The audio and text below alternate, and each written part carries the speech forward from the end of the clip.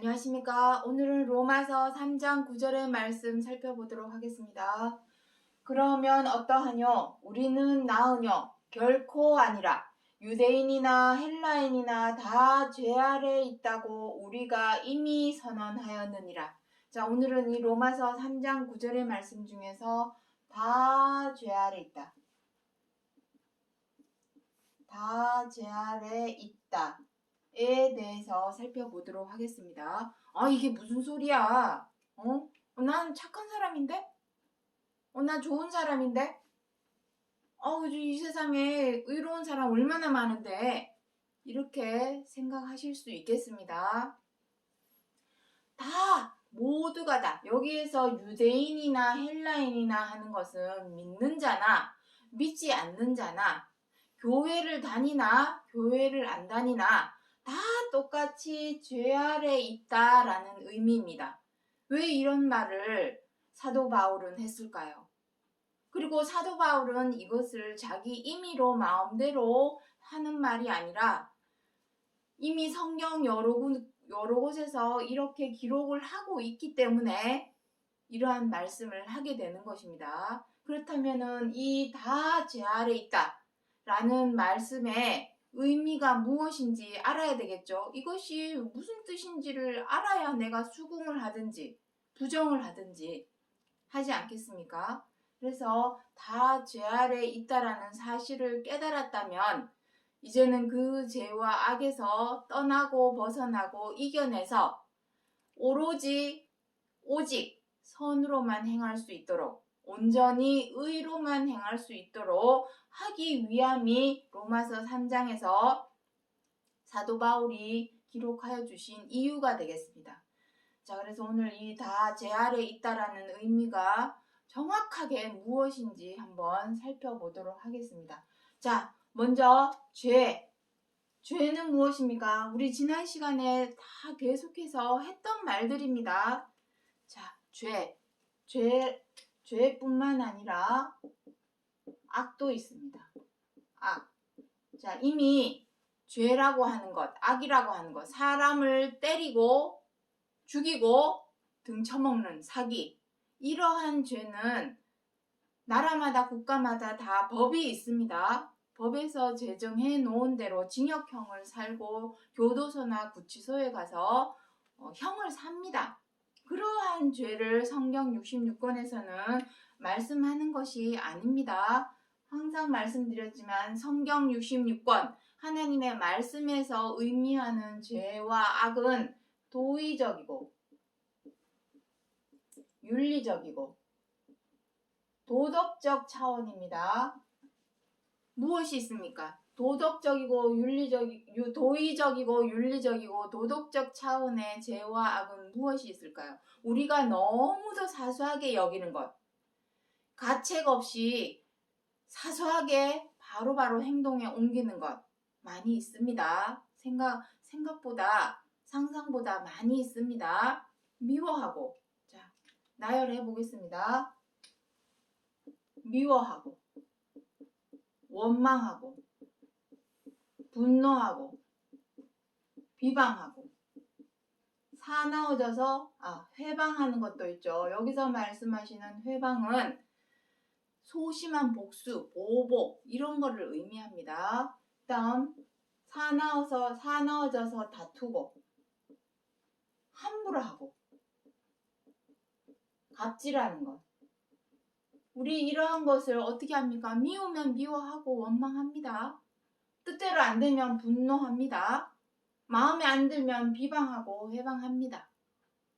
또 못마땅해지면 사나워져서 다투고 함부로 하고 갑질하는 이러한 죄를 거침없이 가책 없이 너무도 쉽게 서스럼 없이 꺼리낌 없이 이러한 죄와 악을 우리는 행해왔습니다. 우리만 행한 것이 아니라 우리도 그러하였고 우리의 부모도 그러하였고 우리의 부모의 부모도 그러하였고 그 부모의 부모도 그러하여서 대대손손 유전처럼 이러한 죄와 악을 행한 것을 이렇게 유전처럼 내려왔습니다. 정말 인정하기 싫지만 안타깝게도 우리 사람은 대대손손 이 죄와 악을 유전처럼 물려받아가면서 행해왔습니다. 자, 이것이 우리의 죄인데 왜 다 죄 아래 있다라는 표현을 했을까요? 그 표현을 한번 보도록 하겠습니다. 난 착한 사람이야. 난 미워도 안 미워해. 이런 말을 우리는 하고 있습니다. 하지만 왜 다 죄 아래 있다라는 표현을 굳이 사도 바울이 로마서 3장 9절에서 기록을 해 놓았는지, 자, 야고보서 4장 1절의 말씀 보도록 하겠습니다. 너희 중에 싸움이, 다툼이 어디로 쫓아나느냐? 싸우는 정욕으로 쫓아난 것이 아니냐? 자, 이게 무슨 말씀입니까? 우리 사람에게는 이 죄와 악하고 뗄래야 뗄 수 없는 것이 하나 있습니다. 바로 정욕입니다. 정욕. 우리 사람이 죄와 악을 행하게 되는 가장 큰 이유 하나, 바로 정욕입니다. 정욕은 무엇입니까? 욕심을 의미합니다. 욕심. 사람이 욕심에도 종류가 여러 가지가 있죠. 무욕이 있고, 식욕이 있고, 성욕이 있고, 성취욕이 있고, 마지막 요 한 가지, 싸우는 정욕. 이렇게 있습니다. 욕심을 갖는 것이 나쁜 것은 절대로 아니죠. 사람이 성취욕도 있어야 되고 식욕도 있어야 이 세상을 살아갈 수가 있습니다. 성공하고자 하는, 성취하고자 하는 욕심이 없다면 이 세상을 살아갈 수가 없죠. 그리고 음식에 대한, 내가 저 음식을 먹어야 살기 때문에 이러한 욕심을 가진 것이 잘못된 것이 아니라 무엇이 잘못되었냐면 싸움, 다툼. 사람은 싸우려고 하고 다투고자 합니다. 여기 있죠. 싸우고자 하는 정욕. 이 싸우고자 하는 정욕은 무엇에서 시작됩니까? 사람의 갈등, 대립, 언쟁. 서로 의견이 다를 수 있습니다. 사람과 사람이 서로가 서로에게 의견이 다를 수 있고 생각이 다를 수 있고 기준이 분명히 다를 수 있습니다. 그래서 상대방의 의견이나 기준이나 관점을 존중을 해줘야 되는데 우리 사람은 어떻게 합니까? 너 왜 그렇게 생각해? 선입견을 갖거나 상대방이 하는 모든 것에 대해서 못마땅하게 생각하는 경우가 있기 때문에 그러한 이유, 저런 이유, 그러한 이유로 인해서 사람은 싸우고자, 다투고자, 싸워도 그냥 싸웁니까? 맹수처럼 사나워져서 남자들은 치고받고 싸우고 여자들은 머리끄댕이 잡아당기면서 싸우죠. 그러한 싸우고자 하는 정욕으로 인하여 사람은 어떻게 합니까? 미워하게 되고 원망하게 되고 분노하게 되고 비방하게 되고 함부로 하게 되고 갑질하는 이러한 죄와 악을 행하게 되는 것입니다. 하지만 하나님께서는 어떻게 한답니까? 6절에 하나님이 교만한 자를 물리치시고 겸손한 자에게 은혜를 주신다 하였느니라. 자, 여기서 주신다 하였느니라 하시는 것은 이 말씀을 인용을 했습니다. 어디에 있는 말씀을 인용했냐면은 잠언서 3장 34절에 있는 말씀을 인용해서 한 말입니다. 사도 바울이. 이건 무슨 의미입니까? 그때나 지금이나 동일하다는 것입니다. 하나님의 뜻이, 사람을 향한 뜻이, 그리고 이것은 약속입니다. 왜? 은혜를 주신다. 겸손한 자에게 은혜를 주신다 하는 것은 약속, 언약, 예언이 되겠습니다. 하나님의 약속은 사람은 이러저러한 이유로 약속을 깨기도 하고 파기하기도 합니다. 하지만 하나님은 반드시 약속하신 것은 이루시는 믿어오신 하나님, 반드시 그러한 하나님을 믿어야 하는 그러한 하나님이십니다. 그 은혜는 무엇입니까? 하나님께서 우리에게 주신다고 하시는 은혜는 무엇입니까? 하나님의 하나님의 은혜는 다른 것이 아니라 썩지 않고 죽지 않는 생명, 그리고 지금까지 고달프게 힘들게 쫓아오고 달려왔던 그 모든 수고로운 짐을 이제는 쉬게 해주는 안식, 그리고 그 모든 것을 우리는 구원이라 합니다. 그 은혜를 주신다는 것이죠. 그 은혜를 주는 것은 누구에게 주신다? 겸손한 자에게. 하지만 교만한 자는 물리치신다 그러죠. 물리치신다. 교만한 자는 어떤 자입니까? 무엇이 교만한 겁니까?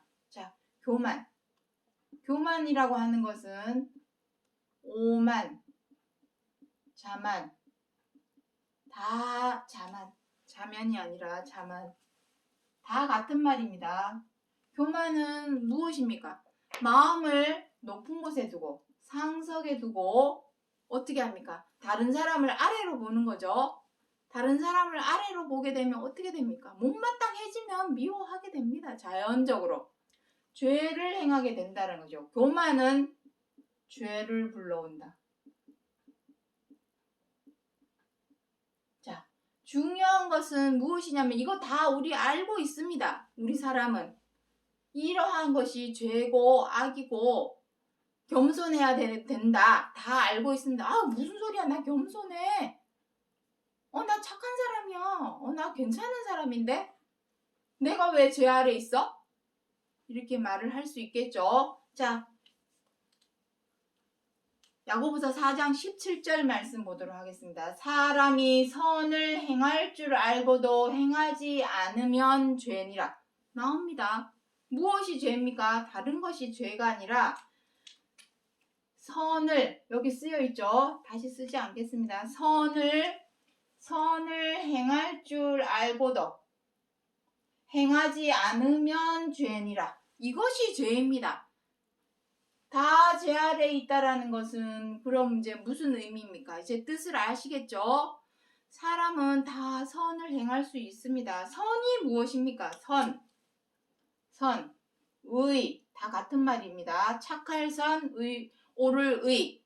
사람이 옳게 행해야 되고 착하게 행해야 될 것이 무엇으로 행해야 됩니까? 착하다, 의롭다 하는 것은 무엇으로 행할 때만 나오는 말일까요? 사랑입니다. 사랑. 아, 저 사람 참 착해. 좋은 사람이야. 저 사람 의인이야. 의로운 사람이야.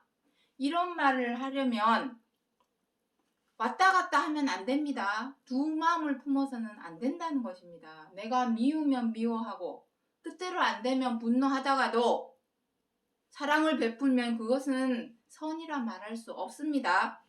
여기서 말씀하시는 사랑은 온전한, 완전한 그러한 의미입니다. 완전함. 다시 말해서 내가 이럴 땐 미워하고 저럴 땐 사랑하고 이러한 두 마음을 품는 것이 아니라 항상 언제나. 자, 이 말은 제가 임의로 마음대로 하는 말이 아니라 고린도전서 13장에 기록하고 있는 말씀입니다. 거기에 보시면 사랑은 무엇이랍니까? 사랑은 언제까지나 떨어지지 아니하고 사랑은 항상 있을 것인데 항상입니다. 언제나 상대방이 나에게 불편함을 주고 곤란함을 주고 괴롭게 만들고 그렇게 하더라도 항상 언제나 상대방의 입장과 처지를 헤아리고 이해하고 존중하여서 상대방을 이해하고 존중하려면 어떠한 마음이어야 될까요? 나보다 남을 낮게 여기는 마음. 이것이 겸손한 마음이죠. 겸손한 마음? 나 겸손한 마음이야. 겸손해지려면 이러한 마음을 가져야 합니다. 앞에 겸손 어디 있습니까? 겸손한 자. 저기 야고보서 4장 6절에 이것이 바로 겸손입니다. 겸손한 자에게는 하나님께서 은혜를 주신다. 이것이 바로 겸손입니다. 이 겸손으로, 이 겸허한 마음으로 행하였던 것이 바로 그리스도께서 행하셨던 그리스도의 마음입니다. 이것이 십자가의 고난입니다. 나보다 남을 낮게 여기는 마음을 낮추는 겸손한 마음으로 바뀌고 변화되기 위해서 노력했던 것이 바로 이것이 십자가의 고난입니다. 이러한 마음을 할 때도 있고 안 할 때도 있고 이게 아닙니다. 한 물에 쓴물 단물이 있을 수 있습니까? 한 집에 두 주인이 있을 수 있습니까? 없습니다. 그와 마찬가지로 사람의 마음도 두 마음을 품어서는 안 되죠. 미워하다가 사랑하다가, 분노하다가 사랑하다가, 못마땅하게 여기다가 사랑하다가 이렇게 될 수는 없는 것입니다. 사랑하려면 항상 언제나 변함없이, 그것이 진리입니다. 변치 않는 것이 진리입니다. 내가 이럴 땐 이렇게 저럴 땐 저렇게 마음이 이렇게 왔다 갔다 오락가락, 그것은 진리가 아닙니다. 절대로 변하지 않는 것. 하나님은 사랑이시니라. 그래서 하나님은 하나님의 말씀을 진리의 말씀이라 하는 것이죠. 그 사랑함이 변함이 없습니까? 사람을 향한 그 마음이 변함이 없으니까. 지금까지 사람이 어떤 죄와 악으로 행한 것으로 인해서 로마서 1장 32절에 무엇이라 기록하고 있습니까? 사형에 해당한다고. 이것은 사형에 해당한다고 기록을 해 놓았습니다. 나라마다 국가마다 법이 있듯이 하나님 나라, 천국도 엄연히 나라입니다. 그 나라의 법은 이러한 죄와 악으로 행하면 사형에 해당한다는 것을 기록을 해 놓았습니다. 그럼에도 불구하고 우리는 어떻게 합니까? 미워하고 원망하고 분노하고 비방하고 해방하고 사나워져서 다투고 함부라고 갑질하는 그러한 죄와 악을 지금까지도 행해오고 있습니다. 사형에 해당하는 죄인 줄을 알면서도 빨리 이것을 몸에서 마음에서 제하여 버려야 합니다. 이겨내서 선으로 의로 행하여야 합니다. 하나만 행해야 됩니다. 미워하다가 사랑할 수는 없습니다.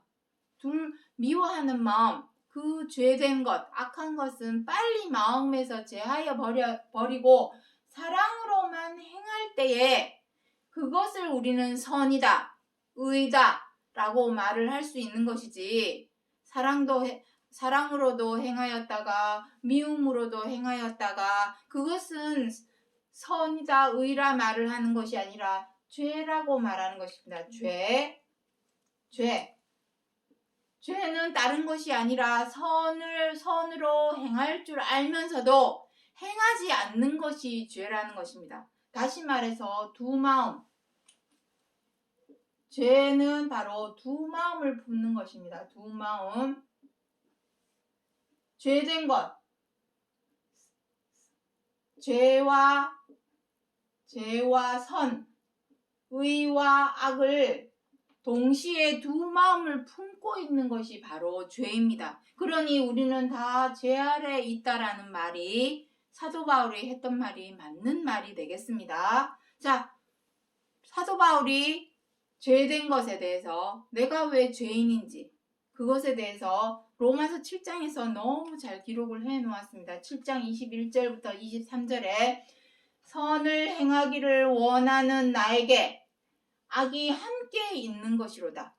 죄의 법 아래로 나를 사로잡아 오는 것을 보는도다. 죄의 법이 무엇입니까? 죄의 법. 미우면 미워하는 것이 죄의 법입니다. 뜻대로 안 된다고 분노하는 것이 죄의 법입니다.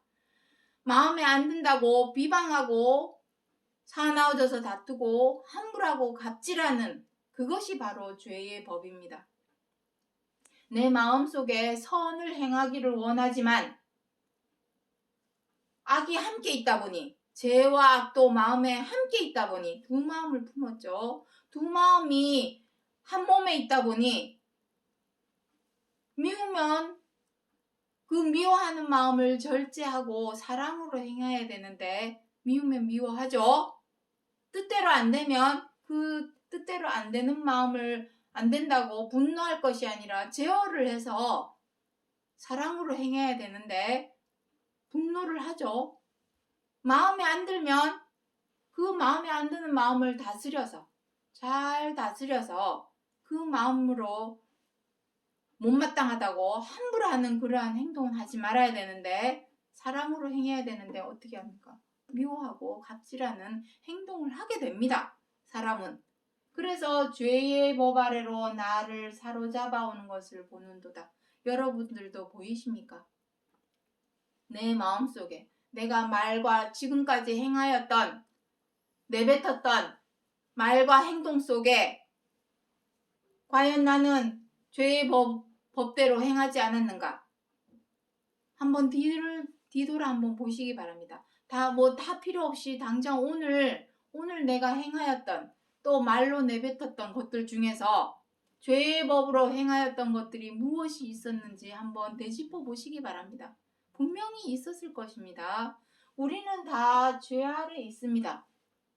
그 죄 아래서 빨리 벗어나고 이겨내야만이 항상 언제나 있는 이 사랑으로 행할 수 있게 되는 것입니다. 그래서 갈라디아서 3장 19절부터 22절에 무엇이랍니까? 율법은